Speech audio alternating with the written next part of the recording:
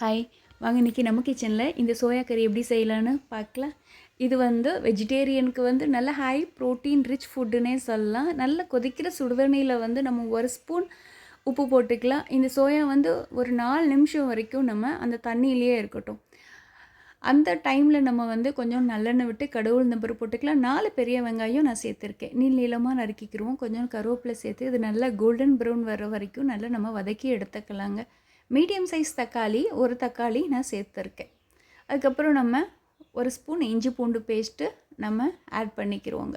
அப்புறம் ஒரு ஸ்பூன் மிளகாய் பொடி, அரை ஸ்பூன் கரம் மசாலா, ஒரு ஸ்பூன் மல்லிப்பொடி, 1/4 ஸ்பூன் மஞ்சள் பொடியும் நம்ம சேர்த்துக்கலாம். இதே 2 பரட்டு பரட்டிக்கலாம். நம்ம 1.5 டம்ளர் தண்ணி விட்டு நல்லா அந்த மசால் வாடை போகிற வரைக்கும் நல்லா கொதிக்கட்டும். அதுக்கப்புறம் நம்ம இந்த வெந்த சோயாவை நல்லா இதில் போட்டுடலாங்க. 1 நிமிஷம் திரும்ப மூடி வச்சாலே போதும். கொத்தமல்லி தலையை தூவி விட்டு இறக்க வேண்டியதான்.